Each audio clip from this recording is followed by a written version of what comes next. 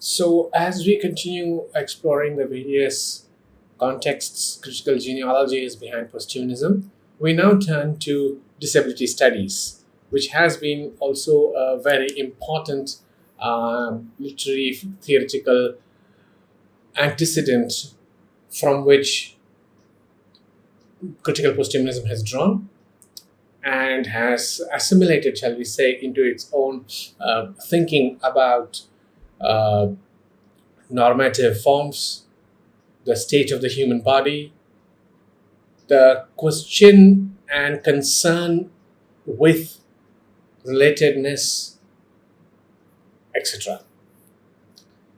Disability studies, as we know, is interested in the construction of normalcy, of what we mean by the normal human body, and the construction of norms of difference, where some bodies are categorized as deviant, disabled, and therefore segregated from quote unquote normal humans. It's interested in the classificatory system through which a certain kind of racism is founded on the body's abilities, its form, how it looks, its functions, and its shape. Why is this important? Uh, Racism, as we know, was primarily to do with what Frantz Fanon famously called epidermalization by the color of the skin. And people were excluded or included in the racial category depending on the color of the skin. Uh, Speciesism, as we have seen, hinges on systems of classification whereby the human is placed at the top of the order, the other animals at the lower end of the scale. And those who occupy the top of the order have every right to instrumentalize, commodify, and exploit those at the lower levels. We are here talking about systems of classification. What counts as human, what does not? What can be included in the category of the human, what is excluded from it? In like fashion, disability studies is interested in classifications and classificatory systems that say that this is the normal body and that is not.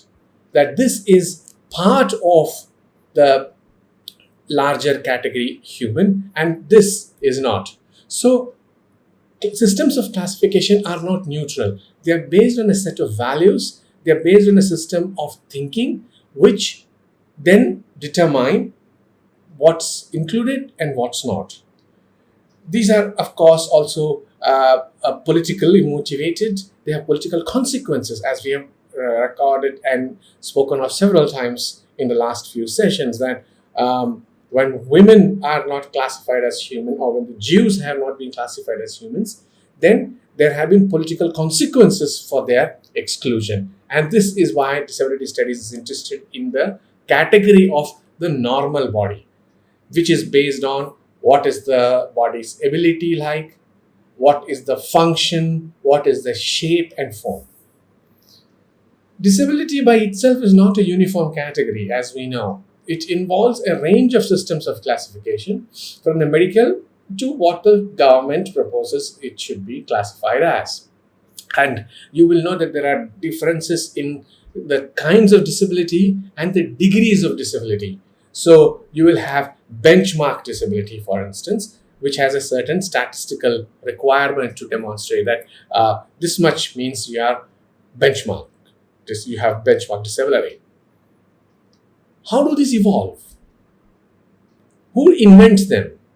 For disability studies, this introduction of categories like benchmark difficulty, the quantification of disability are very important social and political processes, because the people in power are the ones who take those decisions. It's the people in power who determine who's in and who's not in.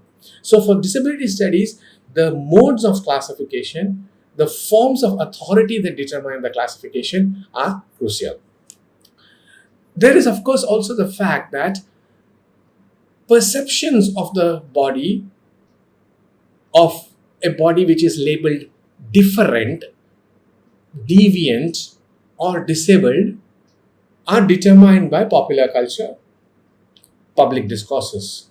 So when we have instructions that this particular seat on the bus or the train is reserved for the disabled, when we have jokes around people with specific forms of difficulty, when we have public discourses expressing what disability can mean and what the disabled body experiences, then our perceptions of it are determined by these ones.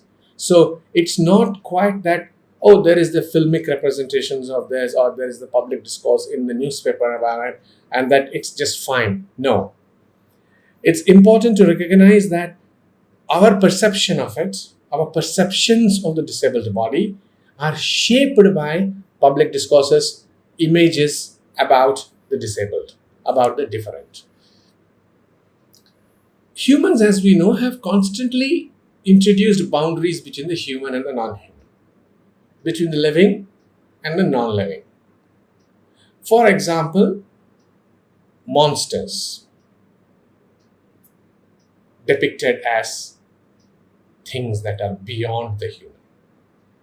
Think of representations of what used to be called the madmen, or freaks, or mutants, even the very poor.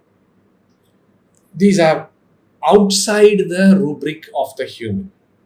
And they have all been represented, culturally speaking, in popular culture and public discourses as radical, as evil, as repulsive, sometimes deserving of sympathy, sometimes deserving of our fears. These have existed, in other words, on the other side of the border of the human. So the humans are of this kind, and then there are the monsters, the mad. And as we know, Foucault's work on madness and civilization, his work on medicine, has been constantly interested in probing the systems of classification through which the mad become a category of the human, or the deviant becomes a category of the human. This means, very simply, there are political consequences, there are social consequences of this. And when you say, oh, these are mad people, or these are sick people, or these are freaks, those cultural representations are crucial because they create a distinction between the normal human and the deviant, or the subnormal, or the abnormal human. And we are told we should be afraid of the abnormal, so the monster. We should be scared of the madman, because after all, the madman can be dangerous. We can feel, or we can be provoked to feel sympathy for the animal or the disabled person. My use of the term "we can be made to feel" is central. Cultural representations, as Sander Gilman noted in his early work on representations of disease, cultural representations are crucial because they not only reflect a social reality, they not only reflect a legal system which classified some people as normal and some as not, they also determine the social reality, which is to say that it draws upon the social reality, as in cultural representations draw upon the social reality, but they also determine it. Very often, as we know, an impaired or a disabled body is defined by its impairment. Impairment becomes the individual's primary identity, shall we say, that all social views of it, all social discussions of it are determined by, oh, the person with a limp, or the person with a certain kind of disability. That person is the disability. The disability is the person. There is no more or no less than the condition of disability itself, than the condition of the impaired body itself. Nothing else really matters. Nothing else really counts. Disability studies rejects the medical idea of disability because for disability studies scholars, um, the medical sense of disability emphasizes the limitations on physical activity, physical function, and physical efficiency. For the disability studies theorists, the subject body is not just a damaged or partial human. Disability is the environment in which such a body finds it impossible to work. So it's not that the body is damaged, that the body is partial. It is that the body is embedded in a context which doesn't allow it to work, which doesn't allow it to function in certain efficient or expected ways. Remember what we have already said before, that cognition and consciousness are emergent conditions. They emerge out of our embodied nature, that we have a body, and in the state of embodiment that is embedded in a system. Because we are part of a system, because we are part of an environment. So whatever consciousness we possess arises in our mind because the body interacts with the environment. And you will remember our discussion quite extensively of the feedback loop, which it takes the information from the outside into the body, it processes it, and then produces something. In exactly the same way, the disabled body is a particular kind of body placed in an environment where it is unable to function. So disability arises as a result of the nature of the body being found unable to function in a non-responsive environment. It is also an emergent condition that the impairment, the damage or breakage or whatever it might be of the body cannot function because the environment doesn't permit it to function. So for disability theorists, you cannot just call it a medical condition. It has a certain social angle to it. Traditional humanist views of the disabled body ignore the fact that there is a mutual dependency of all human beings. That how we care for ourselves depends on social structures, our interaction with other humans. That is our embedded nature. We are embedded in a system, in an environment, in a network that allows us to function in a certain way, which means to say that we are actually dependent upon the environment for us to function. But traditional humanist views of the body do not consider this. They also, as in the traditional humanists, also construct the impaired body as dependent upon the state, because it is believed that the functional limitation of the body, the very structure of the body, prevent it from caring for itself. Okay. Let's think about it in slightly different ways in terms of technology, because that's where our interest in the intersection of disability and posthumanism comes from. Okay, and arguably one of the most significant works on the subject, Stuart Murray's book, cited in the bibliography for you to take a perhaps closer look at, is a very detailed study of this intersection. Now, bodies work along with tools, with devices, with gadgets, right? But are our bodies always impaired? They are not, right? Bodies augment themselves through technological devices. It could be my glasses, which is also a device that helps me see better. Otherwise, for example, when I look into the screen, I can't see as clearly as I need to, so my glasses help. I wear a watch to tell me the time. I carry a pen to write. I'm using a mic to record. Does it mean that I am impaired in this? Yes, I have an impairment in terms of my eyesight. But what I'm actually doing is augmenting my ability, my functionality through the device. That is, in the late 20th and 21st century, bodies are more or less consistently connected with devices, embedded in networks of devices. So it's not like there is a body and then there is a prosthesis.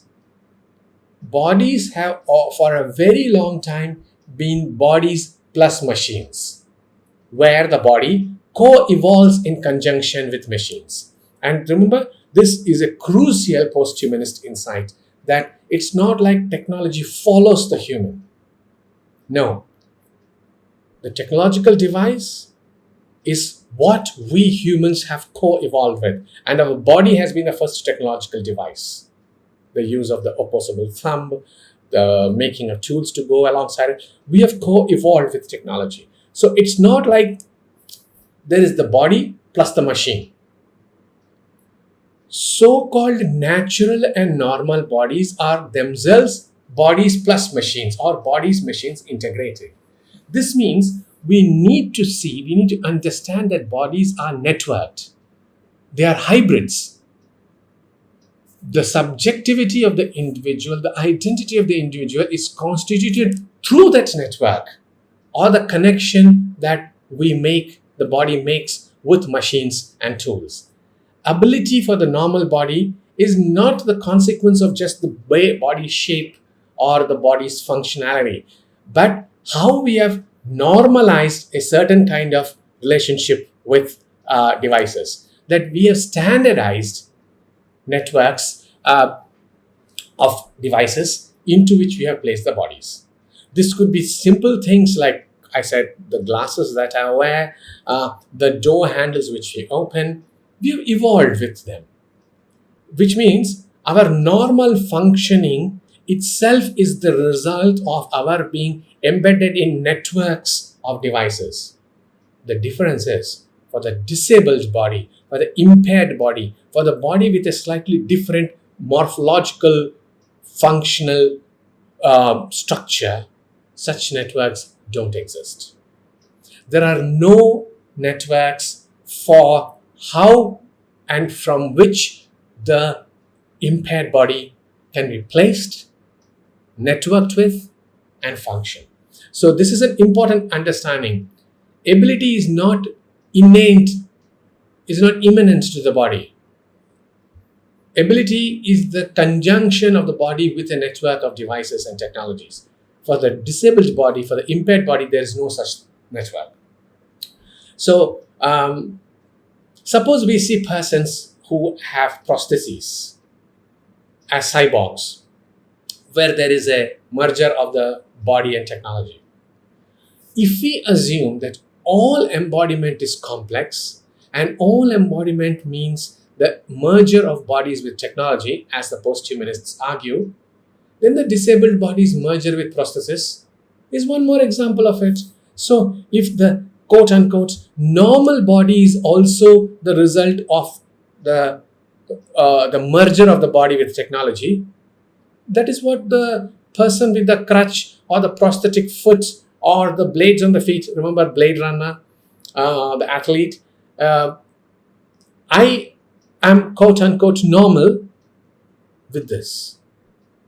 We have normalized the merger of the body with the technology, with the device, and we are saying this is an able body.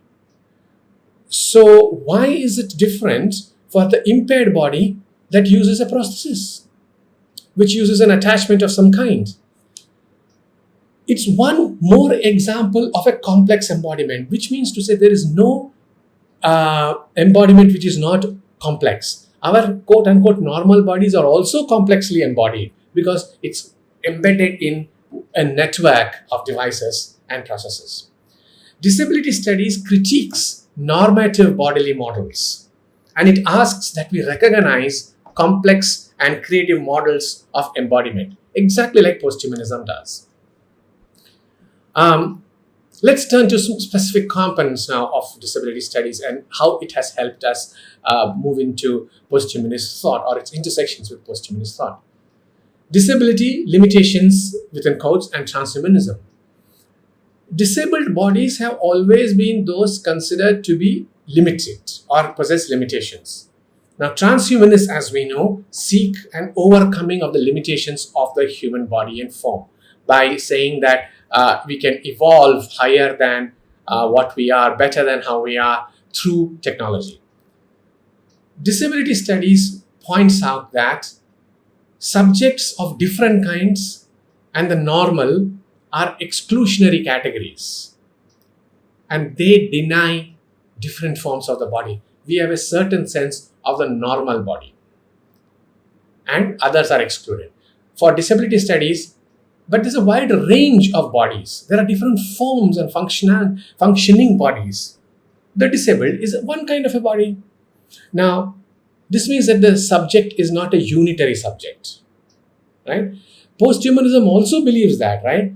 That if we have co-evolved with technology and other life forms, no body is autonomous. Posthumanism, including transhumanism, points to the positive merger of the different body with technology, and it shows how multiple bodily forms exist, that there's a range of bodies, that there's not one normal standard body. For posthumanists, mutations or technology are a part of what humans can become. We might evolve in some ways. We might become a different kind, a different shaped human body. How do we know? How do we know the path of evolution? Will we remain this way? So, for disability studies, this view is very important because technologized bodies are an instance of embodied difference. What is posthuman disability studies now? Posthuman disability studies unsettles dominant notions of what it means to be human. It celebrates the disruptive potential of different bodies or disabled bodies that trouble such dominant notions. Basically, it says, oh, what you think of as normal, right? Well, here is a different kind of body. It acknowledges that to be recognized as a normal human being is, of course, socially desirable, and that the disabled body has never been part of that. It's always seen as a freak, a mutant, a monster. But disability also intersects with several other forms of the body that have been deemed to be less than human. People of a lower class, people of a different gender, of a sexual orientation, of a different race, even of a different age, have been seen as less than human. So the posthuman disability study says, this is also a different body. The black body was seen as different and lower on par with the animal in racist systems. Right? Women have been seen as a lower form of life. So is the disabled body. Disability studies also, in posthuman terms, looks at how ableism, like speciesism, is the attempt to normalize a certain normative functioning system of the body. That there's a definition and range of abilities, and rest of it is deemed to be unacceptable or lower than human. So it's a much narrower definition.